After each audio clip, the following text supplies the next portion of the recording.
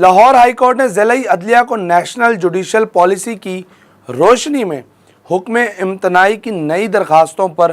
15 روز میں جبکہ پرانی درخواستوں پر 1 ماہ میں فیصلہ کرنے کا حکم جاری کر دیا ہے۔ ملتان کی ضلعی عدلیہ میں 18,000 سے زائد سول مقدمات جبکہ 5500 کے قریب دیوانی اپیلیں بھی زیر سماعت ہیں۔ Chief justice Lahore high court نے ہدایت کی ہے کہ وہ ضابطۂ دیوانی کے ایکٹ 1908 کے آرڈر 39 اور رولز 1 اور 2 کے تحت عدالتی افسران کی طرف سے دائر حکم امتناعی کی درخواستوں کو 15 دنوں کے اندر یعنی کہ 15 روز کی مدت کے دوران نمٹایا جائے، جیسا کہ قومی عدالتی پالیسی ساز کمیٹی 2009 کی نظر ثانی شدہ ایڈیشن 2012 نے ہدایت کی ہے۔